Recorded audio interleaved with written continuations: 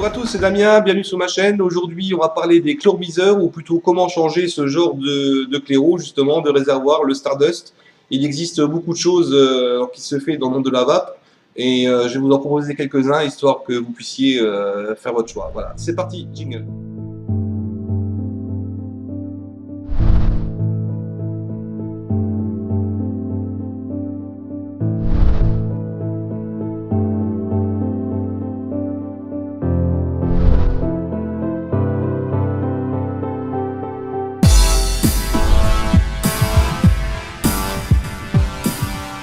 Voici de retour pour parler chlorobyseur. On va commencer avec le Vivinova de chez Vision.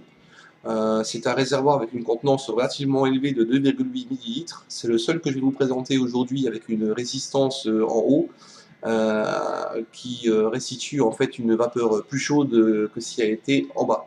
Voilà. Donc mèche longue pour aller chercher le liquide en bas du réservoir. Le drip type est interchangeable, on peut le choisir, donc on peut mettre ce qu'on veut dessus, donc l'alu, du plastique, ce que vous voulez. Sur une batterie Ego, il est préférable d'avoir une bague de finition, qu'on appelle ça. Donc voilà, une bague de finition, car en fait, si vous ne l'avez pas, ça fait pas terrible. Donc cette bague de finition vous coûte à peu près 1 euro, 1,50 €. Voilà. Il est préférable de la prendre avec des petites encoches pour laisser passer l'air. Je ne sais pas si on le voit, les petites encoches. Donc en fait, vous avez 4 encoches ici pour passer l'air. Il en existe aussi tout plat, mais le problème c'est que si vous le prenez, si vous prenez cette bague plate, l'air passera pas, donc du coup vous n'aurez pas de vape et ce sera vraiment pas terrible, quoi. Donc voilà, ce Vivinova coûte entre 9 et 11 euros sur les sites, comptez une moyenne de 10 euros à peu près. C'est vraiment une bonne alternative après les Stardust pour continuer dans le monde de la vape, vraiment sympathique.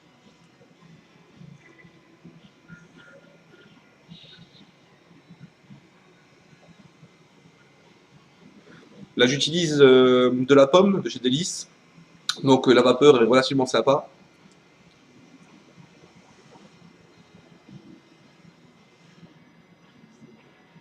Vapeur plus chaude, et donc résistance en haut, hein, comme je l'ai déjà dit, vapeur plus chaude, tir en verre serré.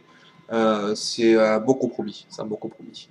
Donc second chléromyseur, l'Evod BCC, donc avec une résistance en bas, cette fois-ci c'est une vapeur froide à tiède, donc d'une contenance d'un peu moins de 2 ml, relativement suffisant pour une petite journée de vape, je dis bien une petite journée de vape. L'avantage de celui-ci, c'est que la résistance se change très facilement. Par contre, le drip type ne se change pas, hein, c'est un seul bloc. Il existe en plusieurs couleurs et il fonctionne vraiment très bien. Voilà. Là-dedans, j'ai du Halo Tribeca.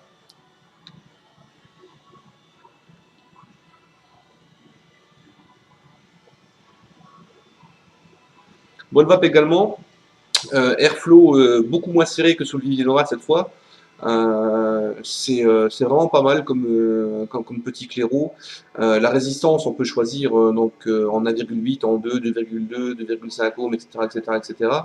Le mieux conseillé sur ce genre de batterie donc de type Ego, c'est d'avoir une 1,8, histoire de ne pas monter trop haut. Ça fait vraiment bien le boulot, c'est relativement discret. Vous voyez, ça fait le même profil en fait que la batterie Ego, donc vraiment sympathique.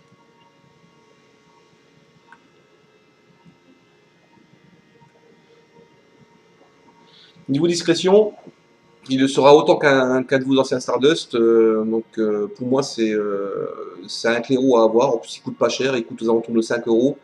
Donc essayez-le, vous verrez, vous ne serez pas déçus. Voilà, voilà. Au suivant. Alors pour ce troisième clairomiseur, je vais vous parler de mon coup de cœur. Il s'agit du Kanger T3S. Voilà, avec une finition vraiment pas mal par rapport au précédent, donc à l'Evo de BCC. Je trouve le Kanger T3S beaucoup plus classe, donc transparent, voile liquide. Donc la conception est plus ou moins identique. Vous avez une cheminée à l'intérieur, la résistance qui est en bas, donc la résistance qui se met à l'intérieur de la cheminée. Donc drip type en un seul bloc, ça s'enlève pas. Même système, même principe. Il a une contenance plus élevée. Celui-ci, il a 2,4 ml.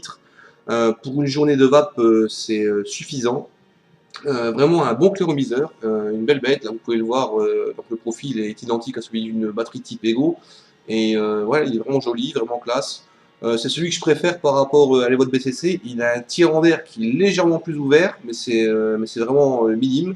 Il fait le même taf que l'Evo de BCC. Il est un poil plus cher, il me semble, voire presque identique. Donc comptez au maximum 1 € de plus, moi je le préfère. Je le préfère.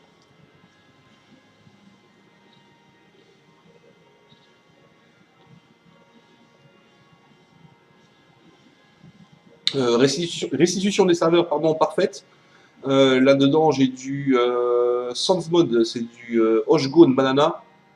Vraiment sympa. Voilà. Au suivant. Pour terminer cette revue, je vais vous parler donc du ProTank V1 de chez Kangertech. Le V2 est sorti récemment.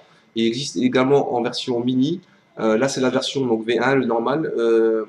Réservoir en Pyrex. Le seul que je vous présente en Pyrex sur cette revue. Sinon, le principe est le même. La résistance est en bas, une petite cheminée au milieu, un drip tip qui ne s'enlève pas. Celui-ci a un airflow qui est très aérien, très élevé. Donc on va voir comment ça va et il a rendu des saveurs vraiment excellents.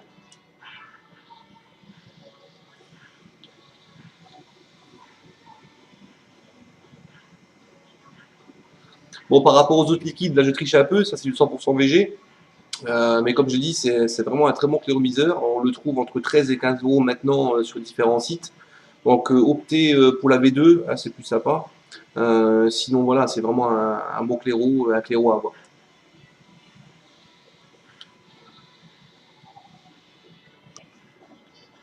Donc voilà, pour conclure cette vidéo rapide concernant les cléromiseurs, on peut trouver facilement d'autres choses, mis à part les Stardust d'origine.